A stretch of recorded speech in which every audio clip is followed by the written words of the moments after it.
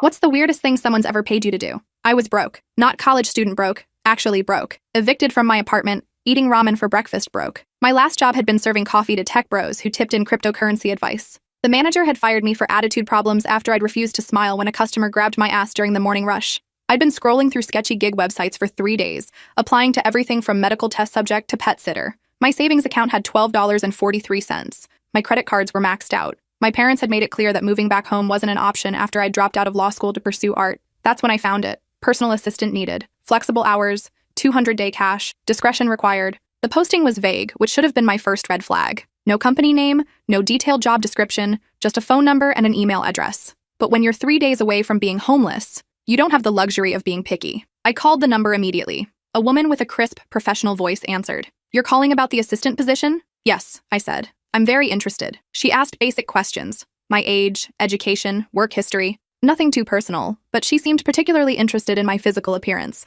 Height, weight, hair color, eye color. I assumed it was for some kind of public-facing role. "Can you be available this afternoon for an interview?" she asked. "I can be there in an hour." She gave me an address in the hills, the kind of neighborhood where celebrities and old money families lived behind gates and security systems. The address led me to a mansion that looked like it belonged in a Gothic novel. Not just wealthy, old money wealthy, the kind where the driveway cost more than most people's houses. Stone lions flanked the entrance, their eyes seeming to follow me as I walked past. The front door was solid oak with brass fixtures that probably cost more than my yearly rent. Ivy crawled up the walls like skeletal fingers, and the windows were dark despite the afternoon sun. A butler answered the door. An actual butler, complete with the accent and everything. He was maybe 60, with silver hair slicked back and a black uniform that looked like it came from a costume shop. But his eyes were kind, with worry lines that suggested he'd seen too much. "Welcome, miss. Mrs. Whitmore is expecting you." He introduced himself as Aldrich, and led me through rooms that belonged in museums. Oil paintings of stern-faced ancestors glared down at me from gilt frames. Persian rugs that probably cost more than my college tuition stretched across marble floors. Every surface gleamed with the kind of polish that only comes from having a full staff. The mansion felt like a mausoleum.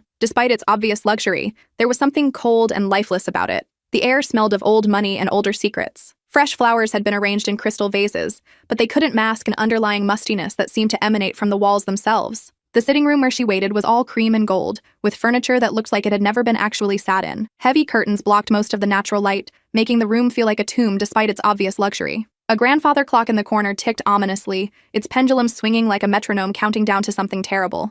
Mrs. Whitmore was exactly what you'd expect from someone who lived in a place like this. Pearls, perfectly styled silver hair, posture that screamed finishing school. She was maybe 70, but the kind of 70 that came with personal trainers and expensive skincare. Her makeup was flawless, her nails manicured to perfection, but her eyes were cold, calculating. They reminded me of a reptile sizing up its prey. She wore a navy blue suit that probably cost more than my car, with a pin on the lapel that looked like a family crest. Her jewelry was understated, but expensive, pearls, of course, and a watch that caught the light with every movement of her wrist. She looked me up and down like she was appraising livestock. "Your references check out," she said, her voice carrying the kind of authority that came from generations of wealth. "I need someone young and unremarkable. You'll do." The comment stung, but I needed the job too badly to take offense. She gestured for me to sit in a chair across from her, studying my face with an intensity that made me uncomfortable. The job seemed simple enough. Every Tuesday and Thursday at 3 p.m. I was to arrive at her house. I'd sit in her living room for exactly 2 hours. No talking unless spoken to. No phone, no reading, no distractions.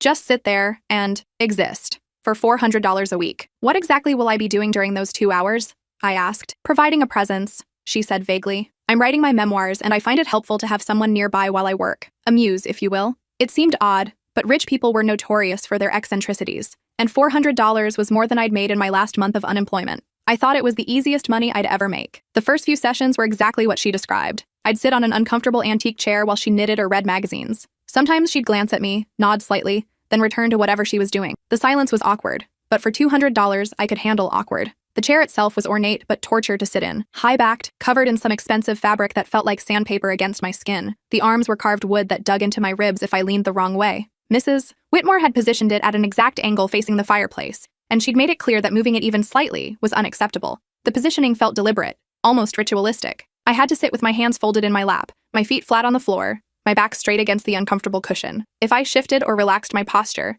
Mrs. Whitmore would clear her throat pointedly until I corrected myself. During my second session, I tried to make small talk. "This is a beautiful house," I said. "How long have you lived here?" Mrs. Whitmore looked up from her knitting with annoyance. "We are not here to chat, dear. I need complete quiet for my concentration." After that, I learned to keep my mouth shut. By the third week, I started noticing things. She'd mutter under her breath while looking at me. words I couldn't quite catch, but the tone was unsettling. Sometimes it sounded like she was having a conversation with someone who wasn't there. Other times, she'd make notes in a small leather journal, glancing at me between each observation. And the way she positioned me in that chair, always the same spot, always facing the fireplace, always with my hands folded in my lap, exactly how she showed me. It felt less like providing a presence and more like posing for an invisible artist. The butler, whose name I learned was Aldrich, would bring tea at exactly 3:30. Earl Grey for Mrs. Whitmore, chamomile for me. But he'd set my cup down while staring at my face with this puzzled expression, like he was trying to solve a riddle. Sometimes I'd catch him whispering to Mrs. Whitmore in the hallway afterward. Aldrich had worked for the Whitmore family for 30 years, he told me during one of our brief interactions.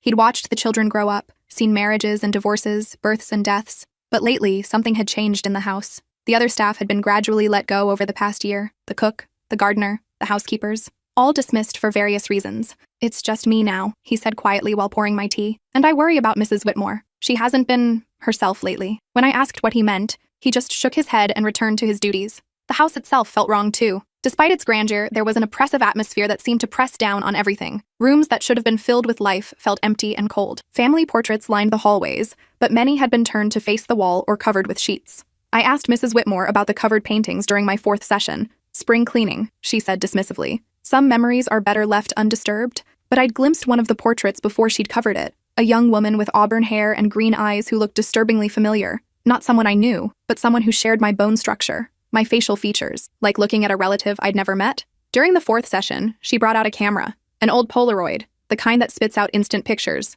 "Don't move," she instructed, raising it to her eye. The flash went off, momentarily blinding me. She pulled out the photo, shook it gently, then studied it with an intensity that made my skin crawl. She smiled, the first real smile I'd seen from her, and tucked the picture into her purse. "What are the photos for?" I asked. She waved her hand dismissively. "Documentation for my memoirs. You're helping me capture a specific mood." I should have left then. But $400 a week when you're broke, you don't walk away from that. The photographs became routine. Sometimes she'd take one, sometimes 3 or 4. Always from different angles, always with that same satisfied smile when she looked at the results. I tried asking what they were for, but she'd just give me that same dismissive wave. "That's not your concern, dear." By the 6th week, I noticed other changes. Mrs. Whitmore started asking me personal questions. What size clothes did I wear? Had I ever dyed my hair? Did I have any distinctive scars or birthmarks? She even asked about my family history, my medical records, whether I had any allergies.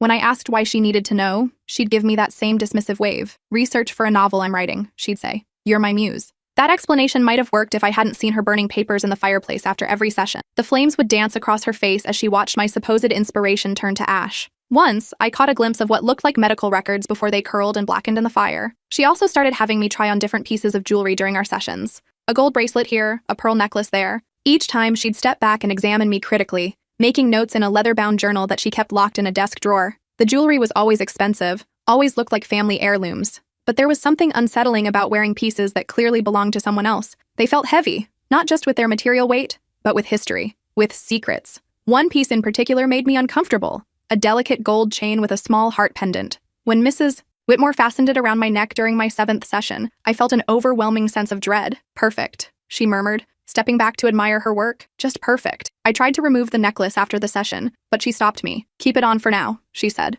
"I want to see how it looks in different lighting." That night I researched the Whitmore family online. What I found was troubling. The Whitmore shipping fortune was built on old money, but recent news articles suggested the family was facing financial difficulties. Several properties had been sold off quietly, and there were rumors of mismanagement and embezzlement. More disturbing were the obituaries. 3 family members had died in the past 2 years under mysterious circumstances: a nephew in a car accident, a cousin from a sudden heart attack, and an uncle who'd apparently committed suicide. Each death had left their inheritance to Mrs. Whitmore as the family matriarch. The pattern was suspicious, but rich families often had complicated inheritance structures. I tried to dismiss my growing unease as paranoia. One Tuesday, I arrived to find the front door unlocked. Aldrich was nowhere to be seen. I called out but got no response. Following the sound of voices, I found Mrs. Whitmore in the study, speaking frantically into her phone. "The family is asking too many questions," she was saying. "They want to visit next month. We need to accelerate the timeline." The study was darker than the rest of the house, with heavy wooden shelves lined with legal books and financial documents. A massive desk dominated the center of the room, its surface covered with papers, photographs,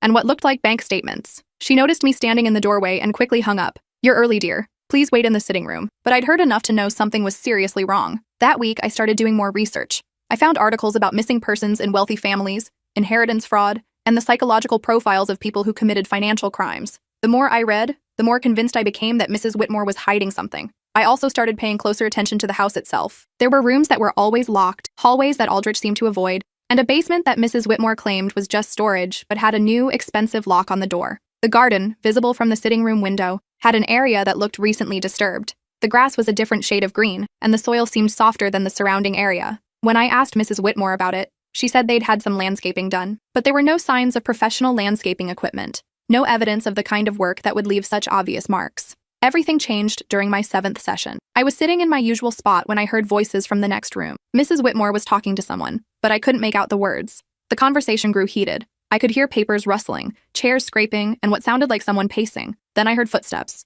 She returned with a man I'd never seen before. Tall, expensive suit, the kind of pale that comes from never seeing sunlight. He had sharp features and cold eyes that reminded me of a shark. When he looked at me, I felt like prey. Perfect resemblance, he said to Mrs. Whitmore. The bone structure is nearly identical. Mrs. Whitmore nodded. We'll need to move up the timeline. The family is getting suspicious about Margaret's absence. That's when I realized they weren't just taking pictures of me. They were comparing me to someone else. Someone named Margaret. The man pulled out a folder and began comparing Polaroids of me to what looked like school photos. He held them up side by side, studying every feature with clinical precision. He measured proportions with a small ruler, made notes on a pad, and even examined my hands and fingernails. Height is right. Weight is close enough. We'll need to do something about the hair color, but that's manageable. The voice will need work too. Hair color? Voice? I touched my brown hair unconsciously. Mrs. Whitmore noticed. Margaret is a redhead, she explained casually, as if discussing the weather. Auburn, specifically. Very distinctive, and she has a slight lisp from childhood braces. The man nodded. We have recordings. A few days of practice should be sufficient. I tried to act normal, but my hands started shaking. The man noticed immediately. She's getting nervous, he said. Should we proceed today? Mrs. Whitmore studied my face carefully. No. One more session. We need her completely comfortable. After they left, I sat there for the remaining hour in complete silence. Mrs. Whitmore acted like nothing had happened, but I caught her staring at me with this predatory look, like I was something she owned. When Aldrich brought the tea, his hands were trembling more than usual. He avoided eye contact completely, but as he set down my cup, he whispered so quietly I almost missed it. Run. But he also slipped something under my saucer.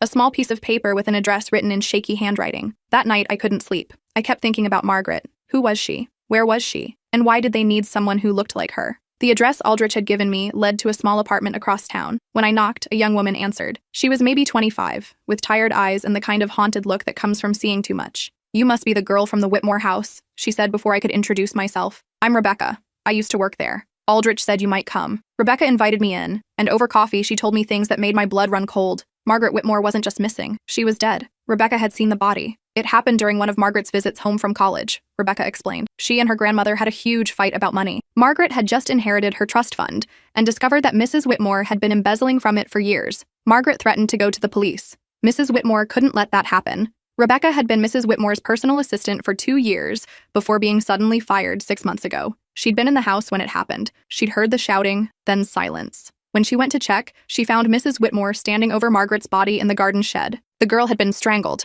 I should have called the police right then, Rebecca said, tears streaming down her face. But Mrs. Whitmore threatened to have me deported.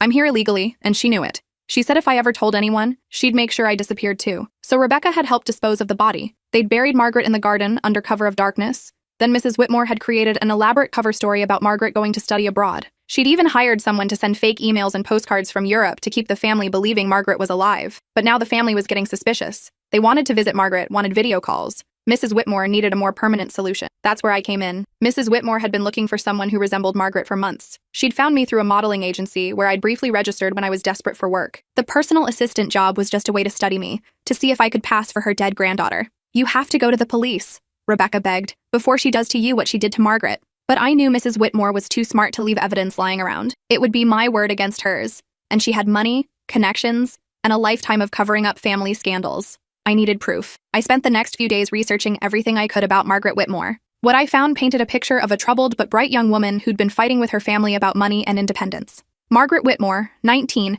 heiress to a shipping fortune, had been missing for 8 months. The family claimed she was studying abroad, but there were rumors. Tabloid articles speculating about mental health issues, family disputes, possible suicide. But the photos in the articles showed a girl who could have been my twin. Same bone structure, same height, same build. The only difference was her auburn hair and green eyes to my brown. The resemblance was so uncanny, it was disturbing. We could have been sisters, twins even. I found Margaret's social media accounts, still active despite her death. Someone was posting photos of European landscapes and museum visits, carefully cropped to never show a face. The captions were generic, the kind of thing anyone could write. but the family was eating it up, commenting with love and relief that their daughter was safe and happy. The most recent post showed locations in Switzerland, which matched Mrs. Whitmore's story about Margaret attending boarding school there. But the photos were obviously stock images, the kind you could find on any travel website. I also found news articles about the Whitmore family's financial troubles. They'd lost several major shipping contracts, and there were lawsuits from investors claiming fraud. Mrs. Whitmore, as the family's financial manager, would have been under enormous pressure to maintain their lifestyle.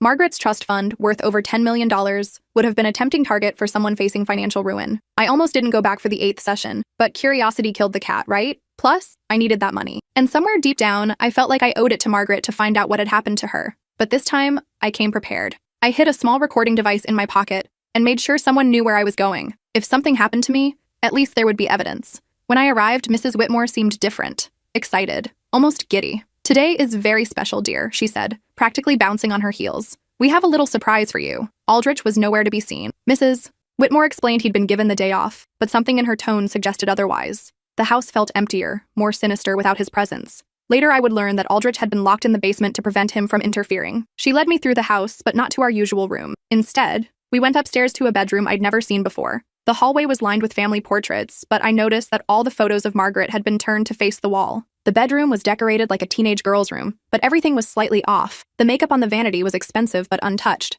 The clothes in the open closet still had tags. It was like a movie set, a perfect replica of a life that no longer existed. On the bed was a school uniform, navy blue skirt, white blouse, plaid tie. It was the uniform from Pemberton Academy, Margaret's old boarding school. Next to it, a wig that matched my hair color exactly, except it was auburn. Bright, distinctive auburn that caught the light like fire. "Put these on," Mrs. Whitmore instructed. That's when I saw the photographs covering the dresser. Dozens of pictures of a girl who looked exactly like me. Same face, same build, same everything. But in every photo, she was wearing that uniform, and her hair was the same auburn as the wig. The girl's name, written in delicate script at the bottom of each frame, was Margaret Whitmore. Mrs. Whitmore saw me staring. "My granddaughter," she said softly. "Such a troubled child. Always running away, causing scenes. The family thinks she's at boarding school in Switzerland, but..." She trailed off, but I understood. Margaret was missing. Had been missing for months, maybe longer. And Mrs. Whitmore had been using me to maintain the illusion that she was still alive. But why? What had happened to the real Margaret? The room was a shrine to a dead girl.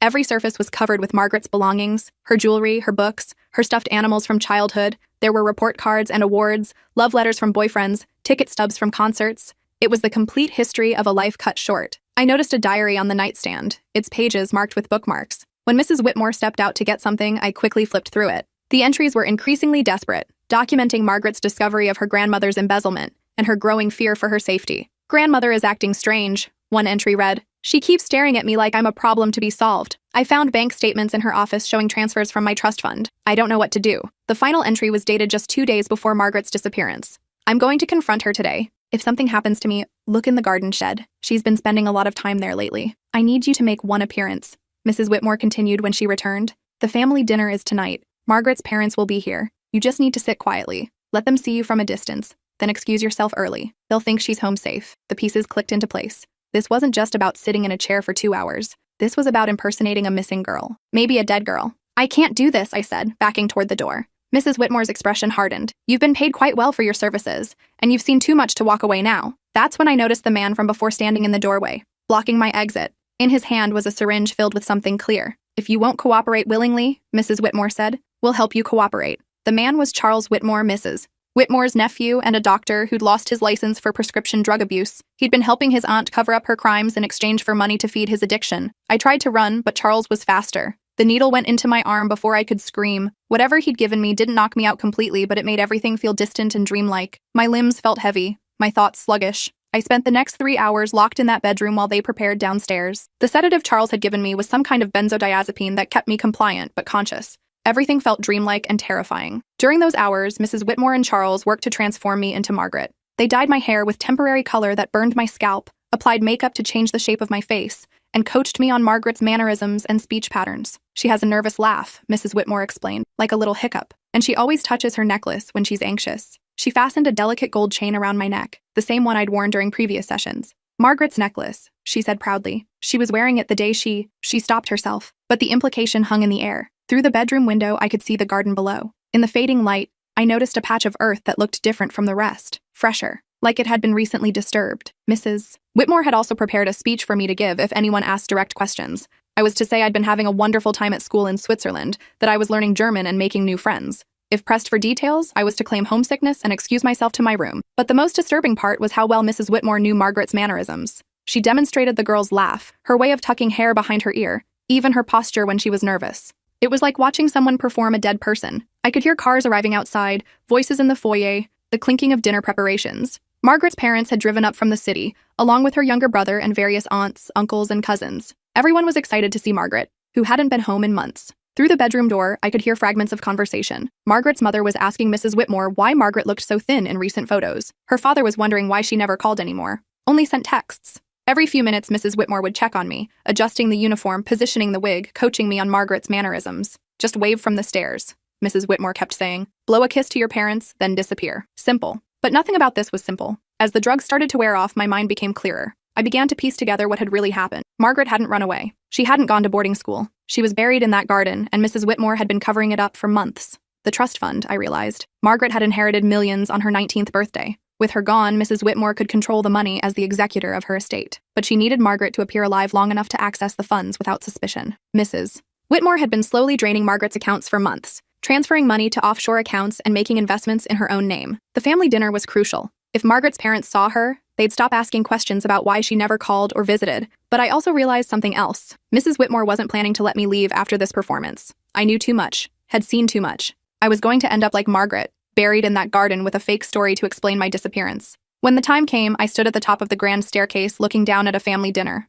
The dining room was elegant, with crystal chandeliers and a table that could seat 20. Candles flickered on every surface, creating dancing shadows on the walls. I could see Margaret's parents, her mom clutching a wine glass like a lifeline, her dad checking his phone constantly. They looked broken, desperate, clinging to the hope that their daughter was still alive. Margaret's mother was thin, too thin, with the hollow-eyed look of someone who hadn't slept well in months. She kept glancing toward the stairs, waiting for her daughter to appear. Her father was trying to maintain normal conversation, but his hands shook every time he lifted his glass. Also at the table were Margaret's aunt and uncle, cousins I recognized from the family photos. They all bore the hollow look of people who'd been grieving for months while being told to pretend everything was normal. Margaret's younger brother, only 16, sat quietly in the corner. He'd been asking to video chat with his sister for months, but Mrs. Whitmore always had excuses. Now I understood why. The family had brought gifts for Margaret, books from her mother, a new camera from her father, concert tickets from her brother. They'd been planning this reunion for weeks, desperate to reconnect with a daughter and sister who was already dead. Mrs. Whitmore nodded at me from across the room. Charles stood nearby, ready to intervene if I didn't cooperate. I was supposed to wave, play along, take the money, and disappear. Instead, I screamed. "Margaret is dead!" I yelled down at them. "She's been dead for months. Your mother is paying me to pretend to be her." The chaos that followed was immediate and devastating. Margaret's mother fainted, her wine glass shattering on the marble floor. Her father charged up the stairs, shouting questions I couldn't answer. Mrs. Whitmore was shrieking about ungrateful help and family secrets. Charles tried to grab me, but Margaret's father tackled him to the ground. In the confusion, I ran. The family erupted into chaos. Margaret's brother started crying, finally understanding why his sister had never returned his calls. Her aunts and uncles turned on Mrs. Whitmore, demanding answers. Years of suppressed suspicions came pouring out. I made it to the garden before anyone caught up with me. In the moonlight, that disturbed patch of earth was even more obvious. I started digging with my bare hands, desperate to prove what I knew. The soil was soft, recently turned. 3 feet down, I found fabric, a piece of navy blue that matched the uniform I was wearing. Margaret's father found me there, clawing at the earth like a madwoman. When he saw what I'd uncovered, he fell to his knees beside me and helped dig. But the truth was finally out. The police arrived within minutes. Margaret's uncle had called them the moment I started screaming. They found Margaret's body that same night, buried exactly where I'd suspected. She'd been strangled with her own necklace, the same one Mrs. Whitmore had put around my neck. Margaret's body was wrapped in a tarp, but after 8 months in the ground, there wasn't much left. The medical examiner would later determine that she'd died from strangulation, but there were also signs of blunt force trauma to her head. The investigation that followed was extensive and horrifying. Margaret had discovered her grandmother's embezzlement from the family trust. When she threatened to expose the theft, Mrs. Whitmore killed her in a rage. Charles had helped dispose of the body and create the boarding school cover story. For 8 months, Mrs. Whitmore had been slowly draining Margaret's accounts while telling the family she was abroad. She'd even hired a computer expert to hack Margaret's social media accounts and send fake updates. She'd been searching for someone who looked like Margaret to make occasional appearances, buying herself time to disappear with the money. The financial records told the whole story. Mrs. Whitmore had stolen over $3 million from Margaret's trust fund, plus additional money from other family accounts. She'd been planning to fake her own death and disappear to a country without extradition treaties. But she'd gotten greedy. Instead of taking the money and running, she'd tried to maintain the charade for too long. The family was getting suspicious, asking too many questions. That's why she'd accelerated her timeline. The investigation also revealed that Mrs. Whitmore had been slowly poisoning other family members who stood to inherit money. The 3 suspicious deaths from the past 2 years were re-examined, and evidence of arsenic poisoning was found in the exhumed bodies. I never got paid for that last session, but I did get to testify at the trial. The proceedings lasted for months, and I had to relive that horrible night over and over again. Mrs. Whitmore's lawyers tried to paint me as an unreliable witness, a disturbed young woman seeking attention, but the evidence was overwhelming. Rebecca came forward to testify about what she'd seen. Aldrich, who had been found locked in the basement during the dinner party, confirmed Mrs. Whitmore's increasingly erratic behavior. The financial records showed the systematic theft. Most damning of all were Mrs. Whitmore's own journals, found hidden in her bedroom. She'd documented everything: her growing resentment of Margaret, her financial troubles, even her search for a suitable replacement. Found the perfect girl today. One entry read, same build, same facial structure. With some work, she could pass for Margaret at a distance. The family won't suspect anything. Another entry was even more chilling. Margaret was always too smart for her own good. Now her replacement will serve a better purpose. Margaret's parents thanked me through their lawyer. They couldn't bear to see me in person since I looked so much like their daughter. They said knowing the truth, as horrible as it was, gave them closure. The resemblance was so strong that Margaret's mother had fainted again when she first saw me in the courtroom. Her father had to leave the room several times during my testimony. It was traumatic for everyone involved. The trial revealed the full extent of Mrs. Whitmore's crimes. She'd been embezzling from the family trust for over a decade, using the money to maintain her lifestyle while the family business crumbled. When family members started asking questions, she'd eliminated them one by one. Mrs. Whitmore got life in prison without parole. Charles got 25 years as an accessory. The computer expert who had maintained Margaret's fake social media presence got 5 years for fraud. Rebecca was granted immunity in exchange for her testimony and helped with her immigration status. Aldrich, who had risked his life trying to warn me, was cleared of all charges. He testified that he'd suspected something was wrong for months, but had been too frightened to speak up. The locked basement where he'd been held contained evidence that Mrs. Whitmore had been planning to kill him too. The Whitmore family was devastated. Not only had they lost Margaret, but they'd discovered that the family matriarch was a serial killer who had been murdering family members for years. Several family members needed extensive therapy to deal with the trauma. Margaret's brother, especially, struggled with survivor's guilt and the knowledge that he'd been posting loving comments on his dead sister's fake social media accounts for months. The house was sold to pay legal fees and restitution. Mrs. Whitmore's other victims, the family members who died under suspicious circumstances, were exhumed and re-examined. Forensic analysis confirmed arsenic poisoning in all 3 cases, with evidence pointing to Mrs. Whitmore as the perpetrator. The family's shipping business, already struggling, collapsed completely under the weight of the scandal. Employees lost their jobs, investors lost millions, and the Whitmore name became synonymous with greed and murder. Margaret's parents divorced 2 years after the trial. The trauma of losing their daughter, combined with the revelation that Mrs. Whitmore had been planning to kill Margaret's brother next, destroyed their marriage. They couldn't look at each other without being reminded of their failure to protect their children. The Whitmore family used what remained of Margaret's trust fund to establish a foundation for missing persons. They asked me to be on the board, but I declined. Some things are too close to home. I moved across the country after the trial, changed my hair color permanently to black and cut it short, started going by my middle name, Claire, instead of my first name, Jennifer, not because I was hiding, but because I needed to be someone other than Margaret's doppelganger. The money I'd earned from Mrs. Whitmore, blood money, I called it, went to a victims' rights organization. I couldn't keep a penny of it. Even thinking about that $400 made me sick. For months after the trial, I had nightmares. I'd dream that I was Margaret, buried in that garden, suffocating in the dark. Sometimes I'd wake up gasping, clawing at my throat where that necklace had been. Other times, I'd dream that I was still trapped in that bedroom, being transformed into a dead girl while her family waited downstairs. I went to therapy, but it was hard to explain the trauma of being used as a replacement for a dead girl. The therapist said I was suffering from a form of survivor's guilt, complicated by identity confusion. She explained that I'd experienced a kind of psychological violation, having my identity temporarily erased and replaced with someone else's. The therapy helped, but some wounds never fully heal. I still can't look at old Polaroid cameras without feeling sick. The sound of a grandfather clock ticking makes me anxious, and I've never been able to wear jewelry around my neck since that day. The media attention was intense for a while. My photo was in newspapers and magazines, always with the caption about how much I looked like the victim. True crime podcasts dissected the case endlessly, with amateur sleuths trying to contact me for interviews. The most disturbing part was the online conspiracy theories. Some people claimed that I was actually Margaret, that we'd faked her death together to steal the family fortune. Others suggested that Mrs. Whitmore had been framed, that the real killer was still at large. A few even claimed that I was Mrs. Whitmore's accomplice, playing a long game to gain sympathy. I had to change my phone number 3 times because of reporters and amateur sleuths trying to contact me. My new employer had to hire security after someone showed up at my workplace claiming to be making a documentary about the case. But gradually, the attention died down. Other stories took over the news cycle. The Whitmore case became just another true crime story, filed away in the archives. The house where it all happened was eventually torn down. The new owners, a tech billionaire and his wife, built a modern mansion on the site. But they kept the garden, including the area where Margaret had been buried. They planted a memorial garden there, with a small plaque that reads,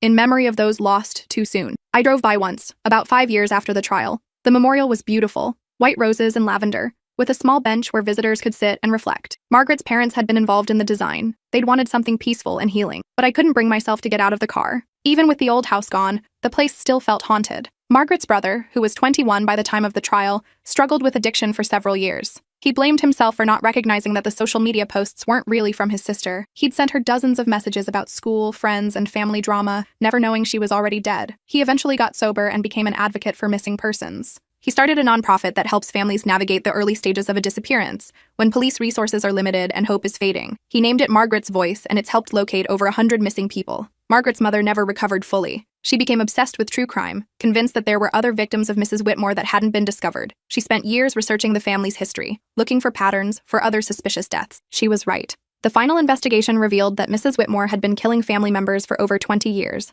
A great-uncle who'd supposedly died in a hunting accident, a cousin who'd allegedly committed suicide, an aunt who'd died from a sudden illness. All had been murdered for their inheritance. The total body count was 11 people over 2 decades. Mrs. Whitmore had stolen over $15 million from family trusts and life insurance policies. She was one of the most prolific serial killers in the state's history, and she'd hidden in plain sight for years. Margaret's father remarried eventually, to a woman he'd met in grief counseling. They moved to another state and had a daughter together, whom they named Hope. He sent me a birth announcement along with a note saying that Margaret would have loved being a big sister. I kept that announcement on my refrigerator for years. It felt like a small victory against Mrs. Whitmore's legacy of death and destruction. And I learned that sometimes the weirdest job offer isn't weird. It's dangerous. When someone wants to pay you good money for something that seems too easy, there's always a catch. Sometimes that catch is imprisonment. Sometimes it's murder. And sometimes, if you're really unlucky, it's both. But Margaret's parents were right about one thing. The truth matters, even when it destroys everything you thought you knew, especially then. I still have nightmares about that house,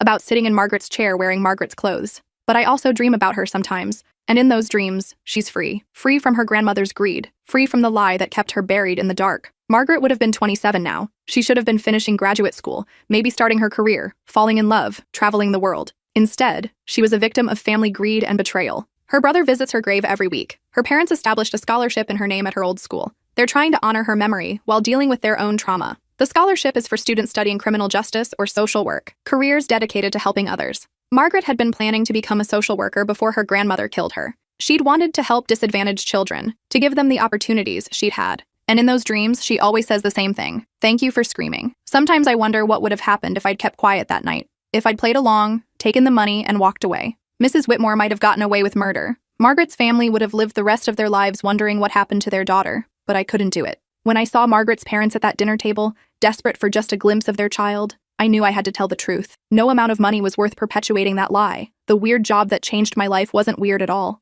It was evil disguised as opportunity. And the only thing weirder than being paid to impersonate a dead girl is that I almost went through with it. Now I work as a victim's advocate, helping families navigate the legal system when their loved ones go missing. It's hard work, emotionally draining, but it feels like the right way to honor Margaret's memory. I've helped dozens of families over the years, and each case reminds me of how fragile life is, how quickly someone can disappear. I've learned to recognize the warning signs of family violence, financial abuse, and the kind of manipulation that Mrs. Whitmore used to control her victims. And I never, ever answer sketchy job postings anymore. The foundation Margaret's family started has grown into a national organization. They've helped locate hundreds of missing persons and provided support to thousands of families. Every year, they hold a memorial service for Margaret and the other victims, and I always send flowers. I've been invited to speak at conferences about my experience, but I always decline. Some stories are too personal to share with strangers. This is the first time I've told the complete truth about what happened, and I'm only sharing it now because I think people need to know. There are monsters in this world who hide behind wealth and respectability. They prey on the desperate and the vulnerable, using money and power to cover their crimes. Mrs. Whitmore wasn't some obvious villain. She was a grandmother, a pillar of the community, someone who donated to charity and attended church. That's what makes predators so dangerous. They don't look like monsters. They look like people you can trust. I learned to trust my instincts, to walk away when something feels wrong, no matter how much money is involved. I learned that desperation can make you rationalize almost anything, but some prices are too high to pay. Most importantly, I learned that the truth has power, even when it's painful. Especially when it's painful. Margaret Whitmore died because she discovered the truth about her grandmother's crimes, but her death wasn't meaningless. It exposed a serial killer and saved the lives of other family members who were next on Mrs. Whitmore's list. The truth is what set Margaret free, even if it came too late to save her life. Because sometimes the weirdest thing someone will pay you to do is help them get away with murder. And sometimes, if you're brave enough to scream, you can stop them.